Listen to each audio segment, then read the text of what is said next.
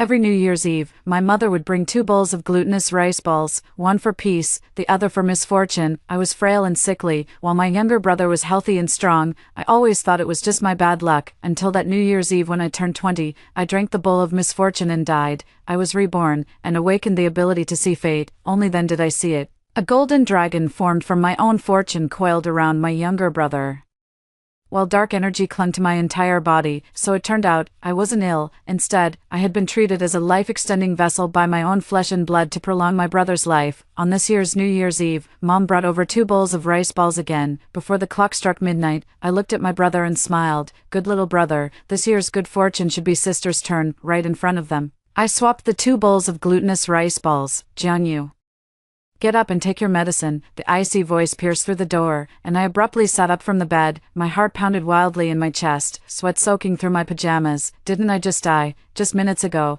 I drank the New Year's rice balls my mother had lovingly made, only for my insides to rot away as I gasped my last breath in agony amidst the chimes of the New Year bell. Before dying, I saw my mother and father, along with my twin brother Jiangqin, standing coldly by, watching as if it were fireworks that had nothing to do with them. But now, I'm sitting unharmed in my dim little room. The calendar on the wall clearly reads, December 30th, I've been reborn, back to the day before New Year's Eve when I was 20. Jiangyu, are you deaf? The medicine's getting cold. Mom's impatient urging sounded again, accompanied by loud banging on the door. I took a deep breath, the metallic taste of blood still lingering in my throat. Coming, I responded and threw off the blanket to get out of bed. The moment my feet touched the ground, the world before me suddenly changed. Countless dust particles invisible to the naked eye floated in the air, but now, they appeared in different colors before my eyes. Some were gray, some white, and others a faint gold. A thin layer of gray mist hovered outside my parents' bedroom door. Meanwhile, dazzling golden light continuously seeped through the cracks of my younger brother Jiangchen's door, so bright it hurt my eyes. What is this? Leaning against the wall, I slowly made my way toward the living room. Mom stood by the table with a dark expression, holding a bowl of pitch-black medicinal brew. Above her head swirled a mass of gray mist even denser than the one outside my dad's room, threaded with ominous black streaks. Quit dawdling. Do you want to die? She slammed the bowl onto the table, splashing drops of the bitter liquid. I remained silent, unable to tear my gaze from the ominous aura clinging to her. At this moment, Jiangqin walked out of the room, yawning. Mom, what's all the noise so early in the morning? The moment he appeared, I could barely breathe. A massive, dazzling golden dragon, condensed from pure golden light, coiled around his head and body. The golden dragon's scales were so lifelike, its whiskers flowing gracefully, brimming with vitality and supreme nobility. It affectionately nuzzled Jiangqin's cheek, and wherever its tail swept, the faint golden dust in the air joyfully surged toward him. As for me, I lowered my head and saw myself. My body was entwined with layer upon layer of thick, impenetrable black mist, like countless venomous snakes tightly binding my limbs and bones, ceaselessly draining what little remained of my life force. I finally understand why I've been dependent on medicine since childhood, panting after just a few steps, why Jiangqin is as strong as an ox, rarely even catching a cold all these years, why he could randomly guess a few multiple-choice questions and score high. While I burned the midnight oil studying, it always failed. Why does he always find money when he goes out and win the jackpot every time he enters a lottery, while I choke on water just by drinking it and break my leg falling down the stairs? I'm not sick, nor am I just unlucky. I was sacrificed by them, my closest family, in a cruel way I can't even begin to comprehend. Everything I had, my health, my talents, my good fortune, was all drained away, condensed into that golden dragon coiled around Jiangqin. I am Jiangqin's medicine vessel, his life-extending container, and that bowl of strangely flavored rice balls eaten every New Year's Eve was the ritual to transfer my fate. 20 years, a full 20 years, they treated me as nothing more than a nutrient vessel, watching indifferently as I was drained dry until death. What are you staring at? Drink your medicine now. My mother's shrill voice snapped me back from the hellish truth. I lifted my head and looked at her mean face, at the undisguised disgust in her eyes. I turned my gaze to Jiangqin, who was lazily sprawled on the sofa, playing with his phone while casting a glance at me as if I were trash, a habitual sneer curling at the corner of his lips. Sis, what's wrong with you today? Lost your mind? Hurry up and drink it, then get back to your room. Don't stay here being an eyesore. You're bad luck. Bad luck. Isn't the dark aura surrounding me all thanks to you? An overwhelming hatred erupts like a volcano in my chest, nearly burning away my reason. But I mustn't. It's not the right time yet. I lowered my eyes, hiding all emotions, and picked up that bowl of medicine. I'm sorry, Mom. I'll drink it right away. I downed the bowl of cold medicine in one gulp, the bitter taste spreading through my mouth. Just like my life over the past 20 years, seeing me finish the medicine, Mom's expression finally softened a little. All right, go back to your room and rest. Tomorrow is New Year's Eve. Save your energy. Her words carried a hint of greedy anticipation I had never understood before. Save your energy, so she could squeeze out the last bit of luck and offer it to her precious son. I nodded and turned back to my room. The moment the door closed, I could no longer hold back, covering my mouth.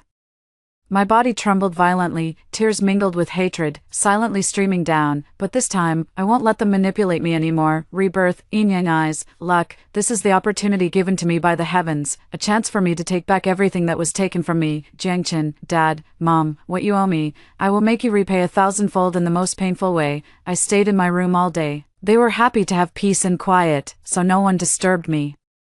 I tried to control my newly acquired ability. At first, those colorful auras made me dizzy, but gradually, I began to adapt. I could discern what the different colored auras represented. Gold meant good fortune, wealth, and health. White symbolized peace, free from calamity and misfortune. Gray represents ordinary misfortune, such as financial loss or quarrels, while black signifies decline, illness, or even death. Our family of four stands in stark contrast. Jiangchen is pure gold. My parents are a dense gray mixed with black threads. As for me, I am pure black. How can there be such eerie distribution of fortune in one family? This isn't normal. I began recalling all the details I had heard before and after my death in my previous life. I remember when I was very young.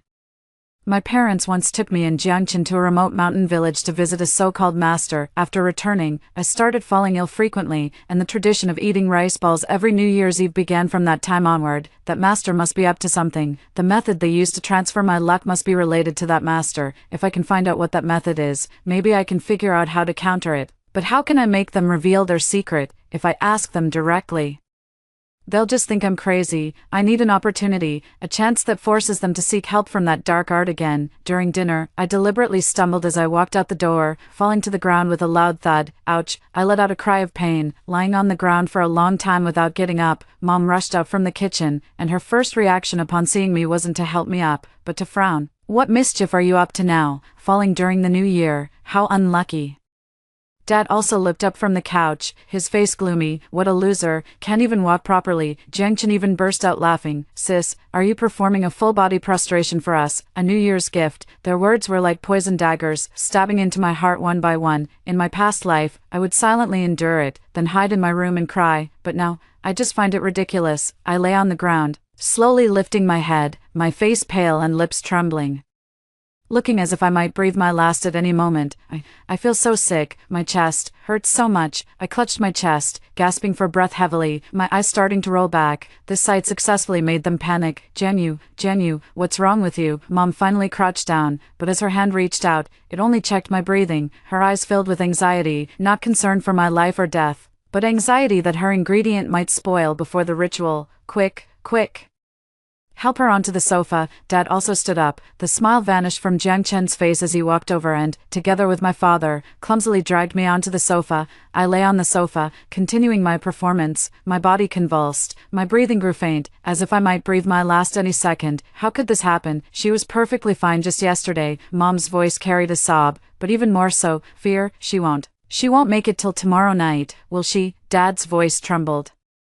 That's not acceptable, Mom immediately screamed. If she dies now, what will happen to Chin? Jiangchen's face also turned pale. The golden dragon above his head seemed to sense its host's panic, anxiously circling with dimmed radiance. Mom, then, what should we do? I heard Mom gritting her teeth, as if she had made some kind of decision. Go find it. Get that box out. What box? Dad asked. The one the master gave us back then. It has his notes inside, he said, if anything went wrong.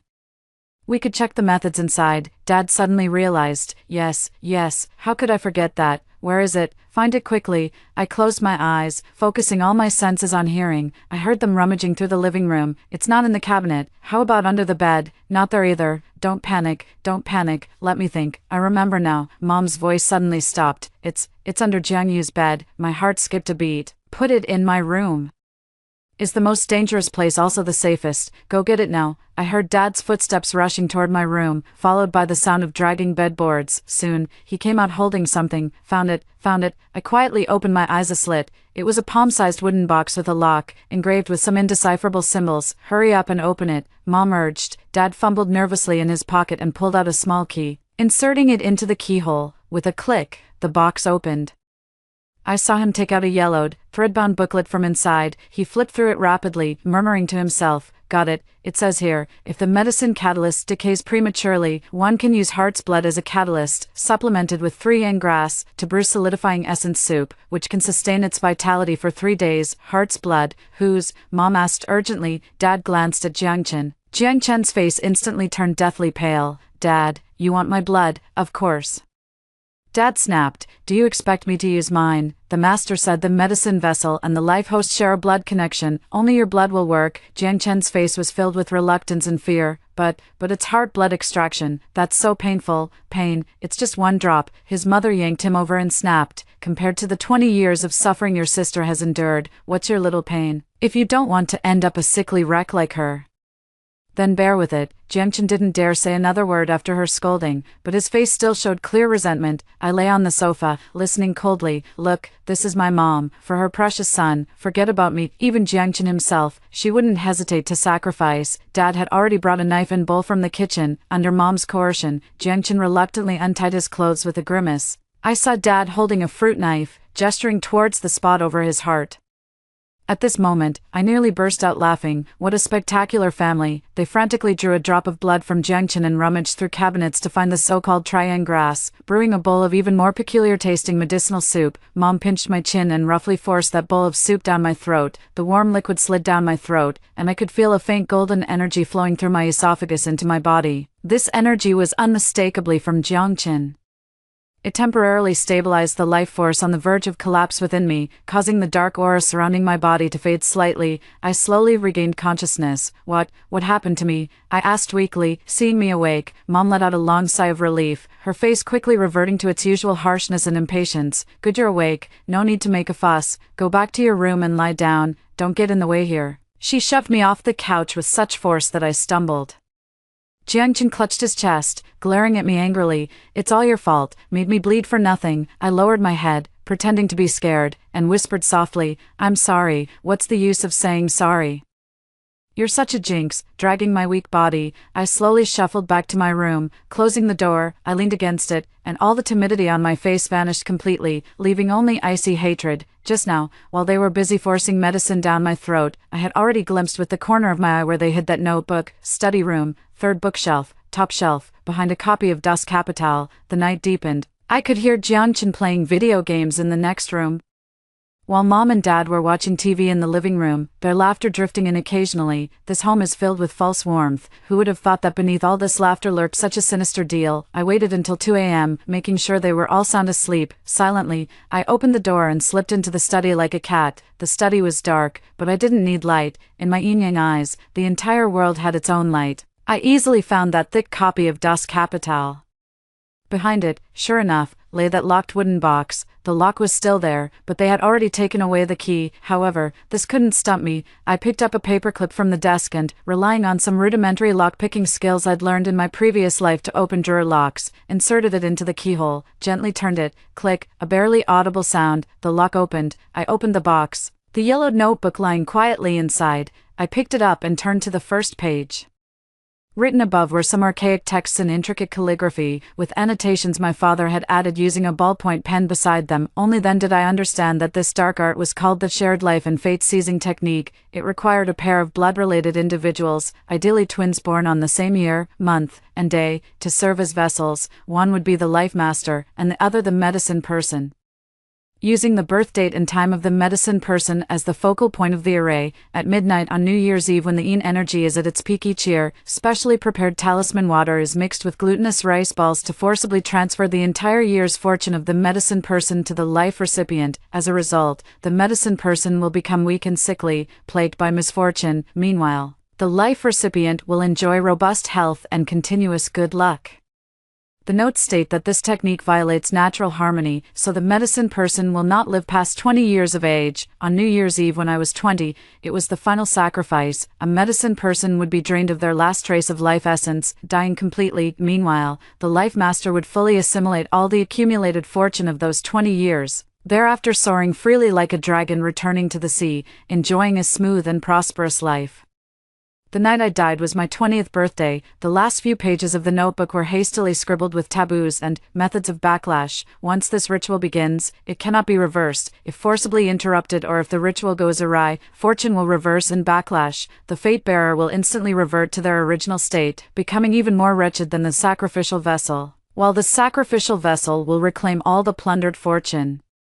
One condition for ritual error: before the midnight bell tolls, the sacrificial vessel and the fate bearer exchange offerings. It was those 2 bowls of glutinous rice balls. My heart began to pound wildly. So the solution was this simple, yet this difficult. Simple because all it took was swapping the bowls. The difficulty lies in the fact that all 3 of them would stare at me intently, never giving me any opportunity. In my previous life, it wasn't that I hadn't suspected there was something wrong with that bowl of glutinous rice balls. One year, I tried to take another bowl, only to have my mother slap my hand hard. "What are you doing? That's your brother's." Without hesitation, she shoved that bowl of strangely flavored glutinous rice balls into my hands and forced me to eat them. From that moment on, I never resisted again. I thought it was just my mother's favoritism. Now I realize, it wasn't favoritism at all.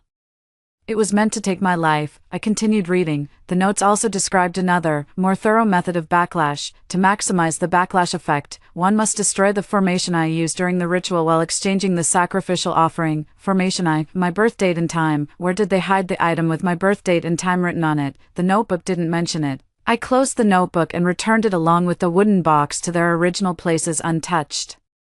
This matter cannot be rushed. I still have 1 day left. I must find that formation I, otherwise, even if I exchange the rice balls and reclaim the fortune that belongs to me, they will only revert to their original state. This isn't enough. What I want is to make sure they never rise again. The next day, December 31st, New Year's Eve, the atmosphere at home carried an eerie sense of festivity. Mom went to the market early in the morning to buy a lot of groceries, humming a tune as she bustled about in the kitchen. Dad, unusually, didn't read the newspaper but sat on the sofa, glancing at me from time to time with barely concealed anticipation in his eyes. Jiangchen was even more excited, chattering early in the morning about where to set off fireworks to celebrate in the evening. What are they celebrating? Celebrating my death, celebrating Jiangchen's newfound peace of mind. As usual, I stayed quietly in my room, but all my attention was focused on searching for that so-called formation I. Where would they hide the slip of paper with my birth details? It must be a very important and well-hidden place. I turned my room upside down, but found nothing. Then, while they weren't paying attention, I sneaked into their room, checking the wardrobe, under the bed, the safe. I searched every possible spot, but still nothing. Could it not be at home?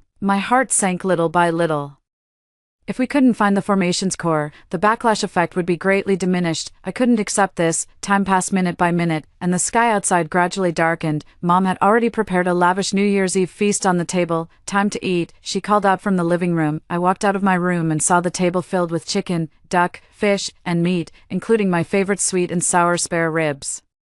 This is the first time in 20 years I've seen this dish on the New Year's Eve dinner table, because Jiangchen doesn't like sweet food. Yeah, come sit down quickly. Dad also rarely smiled at me. "Today is your 20th birthday. Mom and Dad made your favorite dish." Mom chimed in, "Yes, hurry and eat. Have more." Their unusually enthusiastic demeanor made my stomach churn.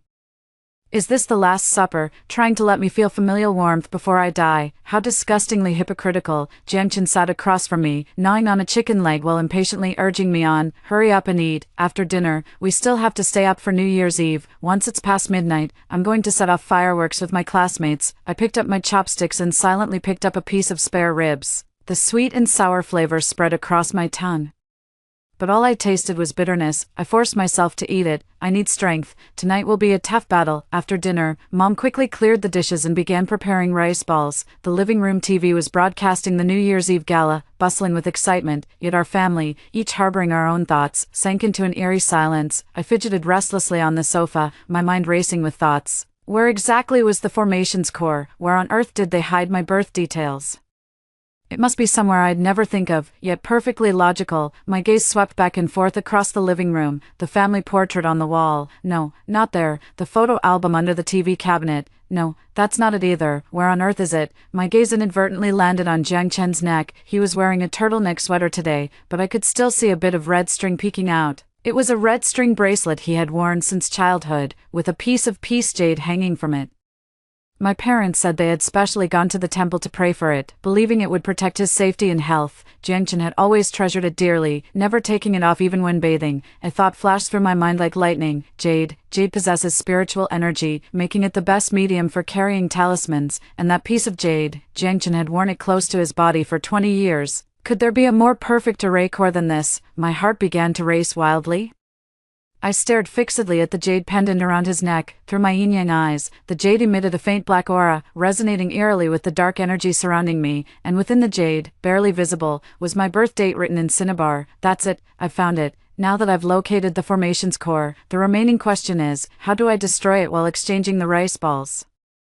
Jiangchen treats that jade as more precious than his own life. There's no way I could snatch it from his neck, unless I stared at the TV screen, where the time displayed, 23:50, 10 minutes left. My palms were drenched in sweat. The rice balls are here. Mom emerged from the kitchen carrying a tray. On the tray were 2 identical white porcelain bowls, each filled with plump, round rice balls. She placed the tray on the coffee table. All right, Chin, yeah, come and choose. As soon as she finished speaking, Jiangchen couldn't wait to stand up, his eyes gleaming with greed. Dad also rubbed his hands together, watching us nervously. I took a deep breath and stood up as well. I walked up to the coffee table and looked at the 2 bowls of rice balls. In my vision, the bowl on the left was shrouded in dark mist, exuding an ominous aura. The bowl on the right, however, shimmered with golden light, brimming with enticing energy. The bowl on the right was prepared for Jiangchen. Sis, you pick first, Jiangchen said with faint courtesy, but his eyes were glued to the bowl on the right, terrified I might choose wrong. Mom chimed in, yes, yeah, you go first, it's your birthday today. Their faces were plastered with hypocritical kindness. I sneered inwardly. In my past life, I fell for their act, hook, line, and sinker. I reached out my hand, pretending to hesitate. My fingers hovered back and forth over the 2 bowls of rice balls. Hurry up, what are you dawdling for? Jiangchen grew impatient. It doesn't matter which one you choose. Hurry up, Mom urged as well. Their eagerness betrayed their guilt. My hand slowly reached toward the left bowl, the bowl of misfortune dumplings meant for me. Jiangchen and my parents' faces all showed subtle expressions of relief, barely noticeable. Just as my fingertips were about to touch the rim of the bowl, I suddenly raised my arm, and my elbow accidentally bumped into Jiangchen's chest. Jiangchen staggered backward from the impact. He instinctively reached out to steady himself on the coffee table but ended up knocking over a glass of water. With a splash, all the water spilled onto his sweater. What are you doing? Jiangchen steadied himself awkwardly and shouted at me angrily. I'm sorry, little brother. It wasn't on purpose, I hurriedly apologized. My face filled with panic. It's the middle of winter, and your clothes are soaked. Hurry up and change, Mom shrieked, wiping Jiangchen's clothes with tissues while shooting me a fierce glare. Jiangchen's face turned red with anger as he shoved me hard. What a useless piece of trash. Cursing under his breath, he turned and ran back to his room to change clothes. Opportunity. I watched his retreating figure, my heart leaping into my throat. The time on the TV read 23:56. What are you standing there for? Hurry up and drink your rice balls. Seeing Jiangchen leave, Mom immediately turned her head and viciously urged me on. Dad also gave me a warning look. They thought that without Jiangchen around, I would obediently comply. I looked at them and suddenly smiled. My smile caught them off guard. Are you in such a hurry? I asked softly, my voice quiet yet sharp as an ice pick. Piercing through the false calm in the living room, Mom's expression changed instantly. What nonsense are you talking about? Drink it now. Drink it up so you can extend your precious son's life. My words exploded like thunderclaps in their ears. Dad sprang up from the sofa in an instant, pointing at me with trembling fingers. You knew all along. If you don't want others to know, don't do it in the first place. I glared at them coldly. For 20 years, you've kept me like livestock, draining my health, my luck, everything I had. Just to prop up that useless Jiangchen, you call yourselves parents. My accusation left them ashen-faced. Mom's lips trembled, but no words came out. At that moment, Jiangchen came out after changing his clothes. He had changed into a round-neck sweatshirt, with the piece jade and red string conspicuously hanging on his chest. What are you arguing about? He asked, puzzled by our tense standoff. Chin, stay back, Mom screamed. But it was already too late. I moved, before they could react. I dashed forward at the fastest speed I'd ever mustered in my life. My target wasn't Jiangchen, it was the jade pendant hanging from his chest. What are you doing? Jiangchen was startled by my action and instinctively stepped back, but I had already grabbed that red string. With all my strength, I gave it a fierce yank. With a snap, the red string broke. The jade that had absorbed 20 years of my misfortune fell into my hands. My jade. Jiangchen let out a shrill cry and reached out to snatch it. Give it back. How could I possibly give it to him? Clutching the jade, I turned and ran. Mom and Dad snapped out of their daze and lunged at me like mad. Stop her. Don't let her destroy the erase core. Dad roared. The living room instantly descended into chaos. I was like a trapped beast surrounded by hunters, darting left and right among the three of them. I wasn't as strong as them and was quickly caught by Dad, who grabbed my arm, handed over, his face twisted ferociously, his grip so tight it felt like he was about to crush my bones. Mom also lunged forward, tearing at my hair. Jiangchen went crazy trying to pry my hands open. Bitch, how dare you touch my things? I'll kill you. They pinned me to the ground, kicking and punching me. The pain engulfed me like a tidal wave. But I clenched the jade in my hand so tightly that my nails dug into my flesh. I couldn't let go. This was my only hope. On TV, the New Year's Eve gala hosts were excitedly counting down. 10, 9. With my last ounce of strength, I opened my mouth and bit down hard on Dad's wrist. Dad cried out in pain and let go. Now's the chance. I rolled over and sprang up, not even glancing at them, dashing toward the coffee table at full speed. 8, 7. I picked up that bowl of golden glowing glutinous rice balls. 6, 5. I hurled the jade in my hand fiercely into that bowl of black mist-wreathed rice balls. 4, 3. Under their horrified and despairing gazes, I lifted Jiangchen's bowl of safety rice balls and drank it all in one gulp. 2, 1. Happy New Year. As the chimes and cheers sounded from the television, the entire world seemed to fall silent. Time stood still at this moment. I could feel a warm and immense power surging from my stomach, instantly spreading to every corner of my limbs. It was a long-lost sensation, brimming with vitality.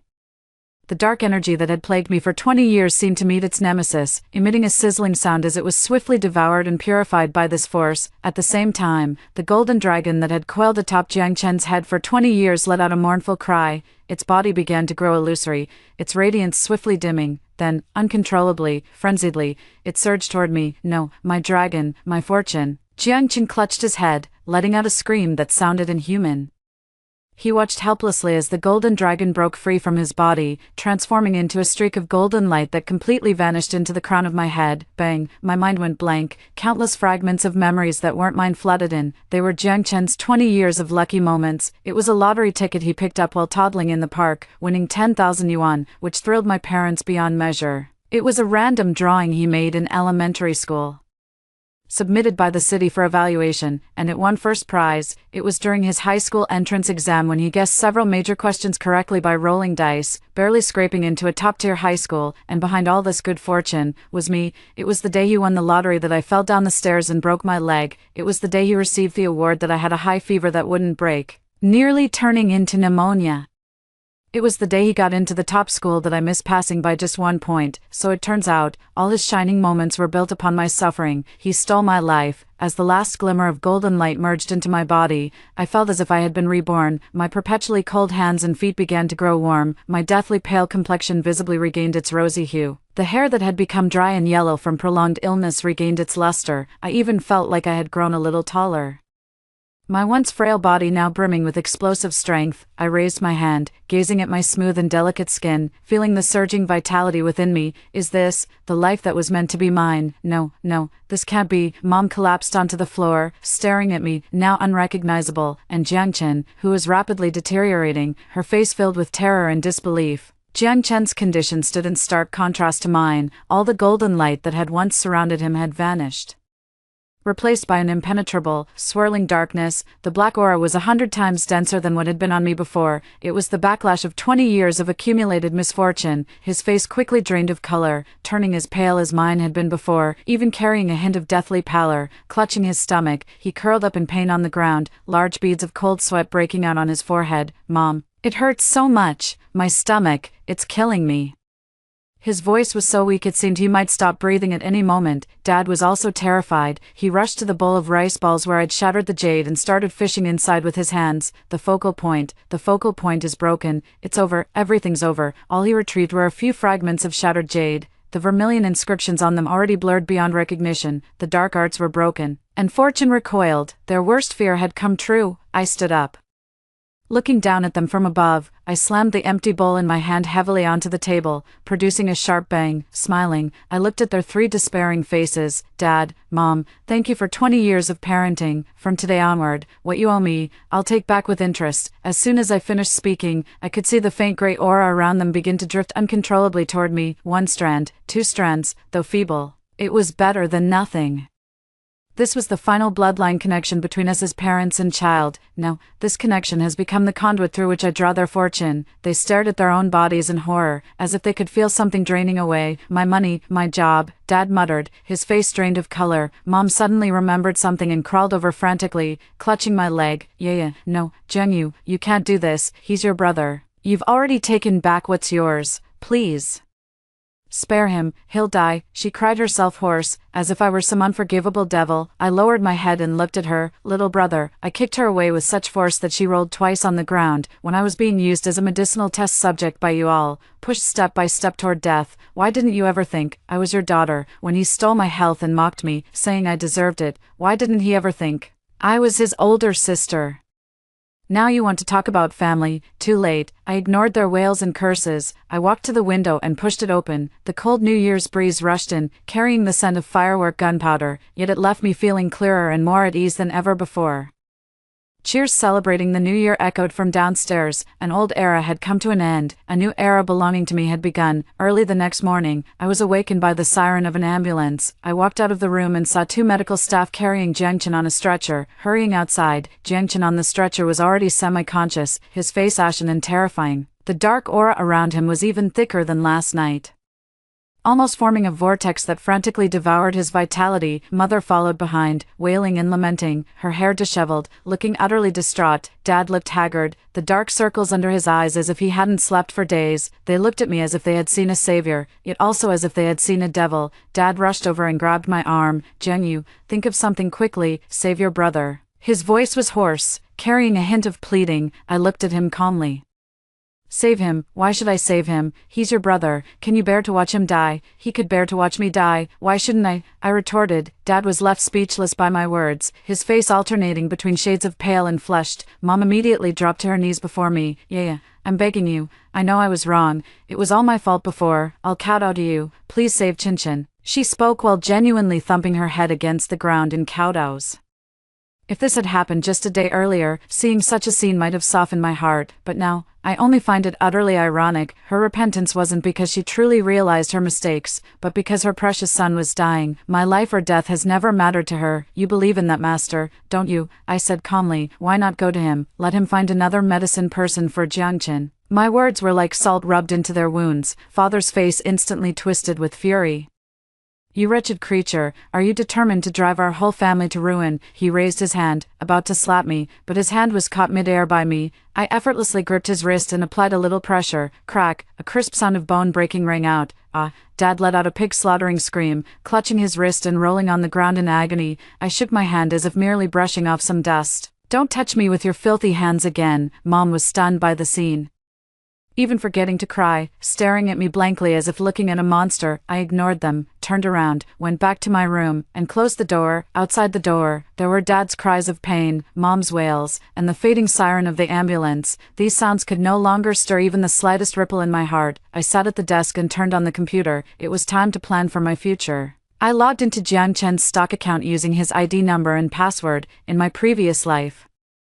Just before I died, I accidentally overheard Jiangchen bragging to his classmates about how he turned the 100,000 yuan principal my father gave him into 1,000,000 yuan in just 6 months by following a so-called stock god to buy stocks. I clearly remember the codes of those stocks he bought, and now, through my yin-yang eyes, I can vividly see dazzling golden light shimmering over the names of those stocks. That was a sign of an imminent surge, without hesitation. I invested all the meager living expenses left in my card. Then, I began searching online for information about that fortune-stealing art and the master. The notes didn't mention the master's name or background, only stating that he came from Sanwang village in western Hunan. I need to know if there are any other victims in this world besides our family, and whether there are other ways to break or counter this dark sorcery. I can't be satisfied with just reclaiming what belongs to me. I want everyone who practices this malicious sorcery to pay the price. Jiangchen lay in the hospital for 3 days, undergoing a full-body examination, yet nothing abnormal was detected. All indicators were normal, but he grew weaker by the day, vomiting and suffering from diarrhea, with a persistent high fever. In the end, the doctors could only diagnose it as functional disorder and advise them to go home for rest. Go home. This home is now hell to him, because I'm still here. As long as I remain in this house for one more day, the dark energy on him will continue to grow, and my fortune will keep draining nutrients from him and his parents. On the day he was brought back, he had already become emaciated beyond recognition, sunken eyes, protruding cheekbones, looking even more terrifying than when I was ill. He lay on the bed, too weak to even speak, only able to fix me with eyes filled with venomous hatred and terror. My father's wrist was in a cast slung across his chest. These past few days, he seemed to have aged 10 years, his hair half turned white, and the look in his eyes shifted from anger to fear when he saw me. As for my mother, she completely lost her former arrogance, spending her days weeping and avoiding me whenever she saw me. This home is lifeless and dull, yet, I am getting better day by day. Not only have I fully recovered physically and brim with energy, but my mind has also become exceptionally sharp. Professional books that were once incomprehensible to me are now understood after just one read. The few stocks I bought started rising across the board, just as I had predicted. In just a few days, my meager initial capital tripled. This was only the beginning. That evening, as I was reading in my room, there was a knock at the door. It's Dad. He stood at the doorway, not daring to come in, forcing a smile that looked worse than crying. Yeah, can Dad talk to you? I put down my book and looked at him. What's there to talk about? About Chin. He rubbed his uninjured hand, his demeanor extremely humble. Yeah, we know we were wrong. We've wronged you, but Chin, he's not going to make it. Could you show mercy and spare his life? Spare his life? I laughed. When you decided to sacrifice me back then, why didn't you think about sparing my life? That's different. He protested urgently. You're a girl. You'll marry out sooner or later. Chin is the root of our family. If he's gone, our Jiang family line will end. At this point, all he could think about was still his ridiculous, outdated belief favoring sons over daughters. I completely lost interest in talking to him. Get out, I said coldly. Yeah, I told you to get out. I intensified my tone, an invisible aura radiating outward. The gray aura around him trembled violently, forcing him to stagger back 2 steps uncontrollably. His face filled with terror, he didn't dare utter another word, fleeing in utter disarray. I had thought they would give up at this point, but I still underestimated their shamelessness. The next day, I received a call from an unknown number. On the other end of the line was an aged voice.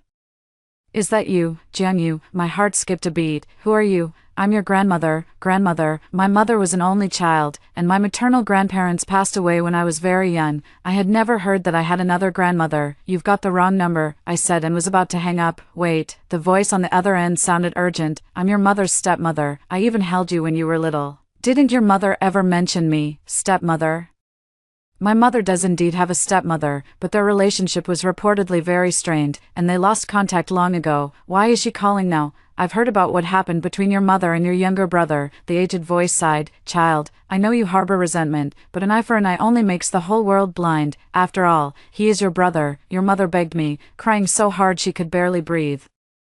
This old woman is swallowing her pride to plead with you. Could you come back once? Let's talk face to face. Here to persuade me again. I was about to refuse when the voice on the phone added something that changed my mind. I know the master who performed the ritual at your house. Maybe I can help you find him. I agreed to meet this so-called grandmother. The meeting place was set in an old tea house. When I arrived, an elderly woman with graying hair and a deeply wrinkled face was already seated there. She wore faded old clothes that looked well-washed, appearing quite impoverished. Upon seeing me, a flicker of surprise flashed through her cloudy eyes, quickly replaced by a look of pity. Oh dear, this child has suffered so much. She held my hand, examining me intently. I withdrew my hand and sat down across from her. Speak, what brings you here? The old lady sighed and poured me a cup of tea. Your mother. She's had a hard life too. She began to ramble on about my mother's past. She said that my mother lost her birth mother at a young age and was abused by her stepmother, which is why her personality became so extreme. She said that after giving birth to us twins, because I was a girl and frail, I endured endless disdain from my grandmother. She said the reason she went down the wrong path was also because she believed the words of that master, who told her this was the only way to protect Jiangchen and secure her position in the Jiang family. She was foolish, but her heart wasn't entirely evil. I listened quietly, feeling utterly indifferent inside. None of these justify her hurting me. No suffering should serve as an excuse to inflict pain on another innocent person. Are you done? I interrupted her. If this is all you wanted to say, I'll be leaving now. The old woman froze momentarily, her expression turning awkward. Don't rush.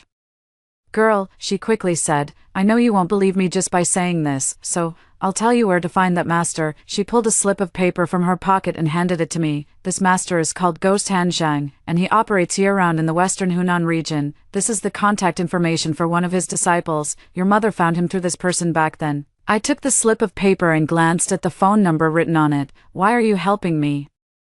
I asked. The old woman's eyes darted away. I just don't want to see your family reach a point of no return. She paused, then added, your mother promised me that as long as you let Jiangchen go, she's willing to transfer one of her properties to you and give you 500,000 in cash as compensation. I laughed. House, cash. Do they really think these can buy back Jiangchen's life? Can they erase my 20 years of suffering? Go back and tell her. I stood up.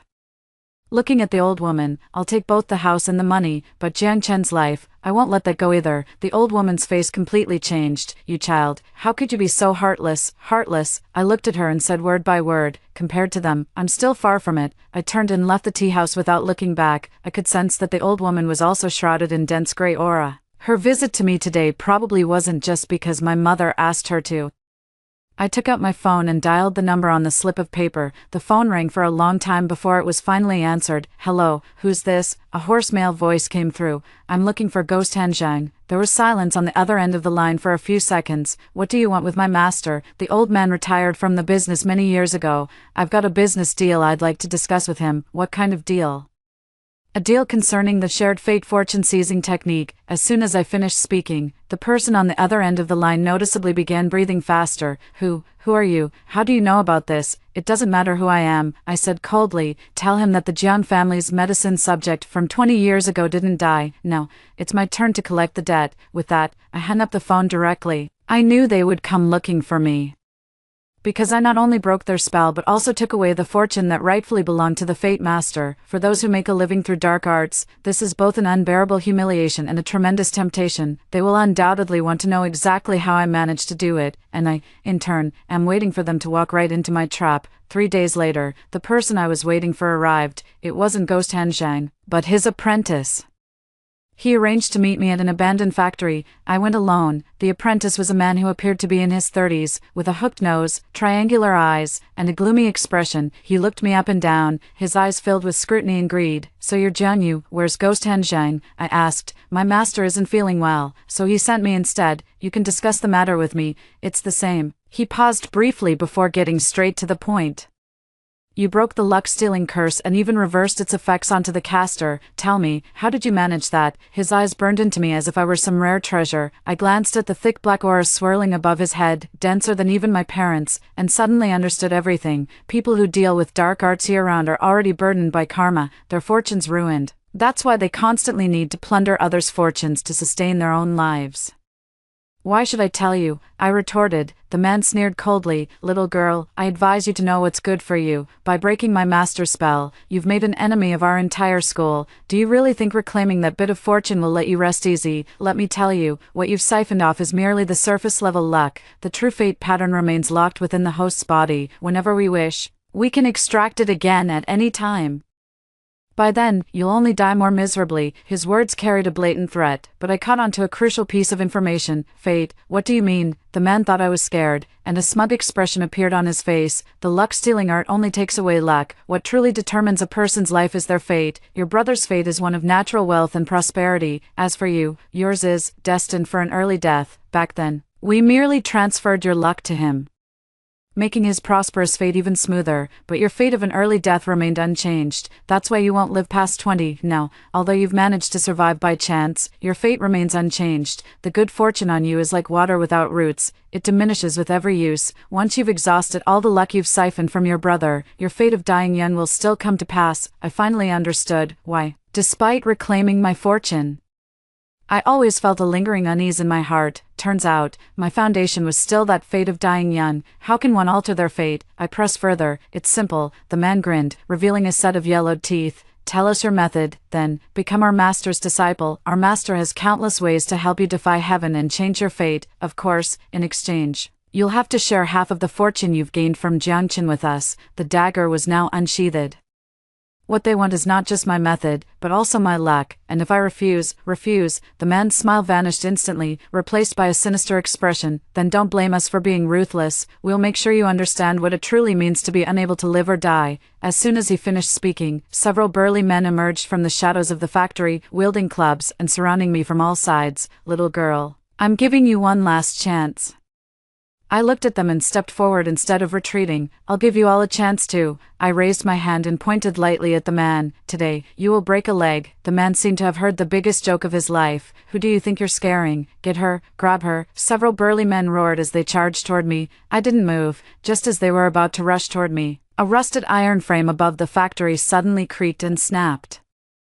A heavy steel pipe whistled through the air, plummeting straight toward the man's head. The man's face turned pale. There was no time to dodge. He only had time to let out a scream before the steel pipe struck his left leg with a heavy blow. Crunch! Another crisp sound of bone breaking followed. The man clutched his leg, writhing and howling in agony on the ground. The big men were all stunned, frozen in place, not daring to take another step forward. I walked up to the man, crouched down, and looked at his face twisted in agony. I told you, you'd lose a leg. I could see the dark aura above his head had grown even thicker because of this accident, and I merely gave a gentle tug on one thread within his web of fortune. Such is the power wielded after mastering fortune's flow. Words become law. You, what kind of person are you? The man stared at me in terror. Go back and tell Ghost Han Zhang. I stood up, looking down at him condescendingly, to wash his neck clean and wait for me.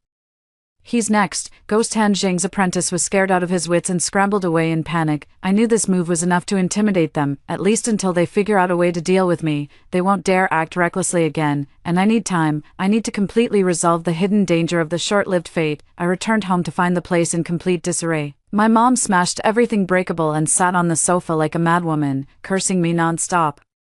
My dad was nowhere to be seen. Jiang Chen's room was completely silent. I walked over and pushed the door open. Jiang Chen lay on the bed, emaciated beyond recognition. When he saw me, his clouded eyes burned with intense hatred. You devil. His voice was as faint as a thread of breath. I walked to his bedside and looked at him. Tell me, where is Ghost Han Zhang? Jiang Chen sneered. You wish. I'd rather die than tell you. Is that so? I reached out and gently placed my hand on his forehead.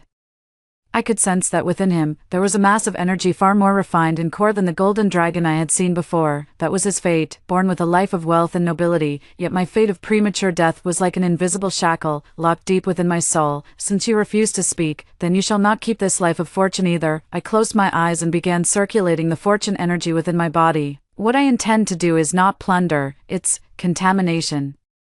I forcibly injected the trace of primordial black energy belonging to the short-lived fate within me into his destiny. Jiang Chen let out a scream more piercing than ever before. He could clearly feel that the most precious thing in his life was being eroded and defiled by a filthy force. His noble destiny was crumbling. No, stop, he shrieked in terror. I'll talk. I stopped my hand. Jiang Chen gasped heavily. Like a fish out of water. He's in Sanwang village.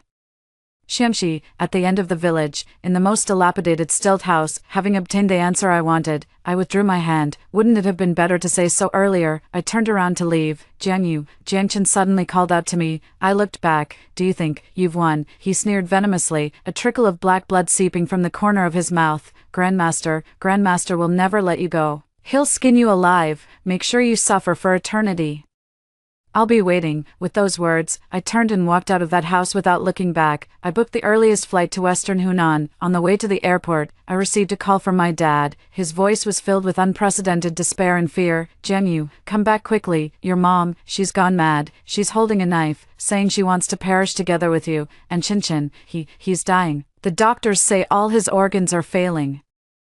I listened quietly without saying a word. Yeah, please, I'm begging you as your father, come back. We'll give you the house and all our money. We'll leave this place and never appear before you again. Please save Chin. At last, he stopped mentioning how we're family. He finally decided to give up everything for his son, but it was too late. From the moment you chose to sacrifice me, we were no longer family. Your lives mean nothing to me. I hung up the phone and blocked their number. Outside the window, the city sparkled with lights, and I was heading to my battlefield. Ghost Han Zhang, here I come. What you owe me, what you owe all the medicine people you've harmed. Today, we settle it all.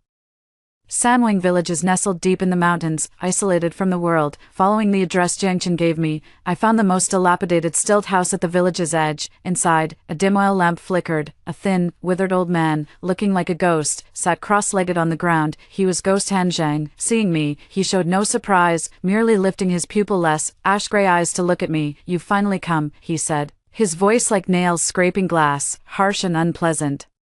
"Are you the girl who broke my spell?" It was me. I stepped into the stilt house and stood firmly before him. I could see his entire body enveloped in a thick, almost tangible layer of black energy. He was already not far from death. He was also barely clinging to life by plundering others' fortunes. Good, very good. He let out a sinister laugh, born with yin-yang eyes, and capable of counter-devouring fortunes. Truly, a perfect vessel. His face revealed an expression even more greedy and frenzied than his disciples. "As long as I refine you into my life catalyst, I can live another 100 years. Ha!" He suddenly leaped up from the ground, his withered claws reaching for me like an eagle's talons. His speed was unlike that of an old man, but I was faster than him. I dodged sideways while delivering a kick to his abdomen. He was sent flying backward by my kick. Crashing into the wall and spitting out a mouthful of black blood, he stared at me in disbelief. Your skills," surprised. I stared at him coldly. "Did you think I just took back my luck? What I reclaimed was everything that belonged to me, including the healthy body that should have been mine all along." Ghost Han Zhang's face turned ashen. He realized I was far more troublesome than he had imagined. "Do you think this can defeat me?"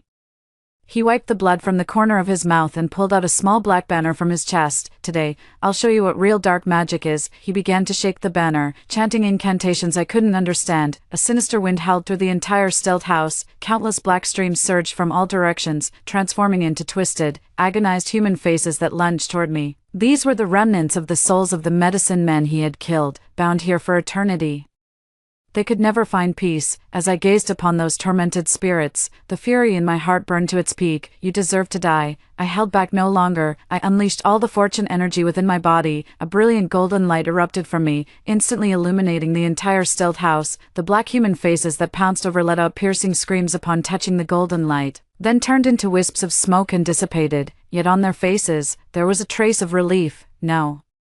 My banner of 10,000 souls. Ghost Han Zhang stared in horror as his life-sustaining magical artifact crumbled piece by piece under my golden radiance. His greatest reliance was effortlessly destroyed by me. "Now, it's your turn." I walked toward him step by step. "Didn't you want to defy fate? Didn't you want to live 100 years? I'll grant your wish." I reached out and placed my hand on the crown of his head. "You enjoy stealing others' lives, so I'll let you taste what it's like to be devoured by your own fate." I didn't absorb his fortune. His luck is too tainted. What I did was disrupt it. Using my power, I completely detonated all the ill-gotten luck within him, stolen through dark arts and never rightfully his.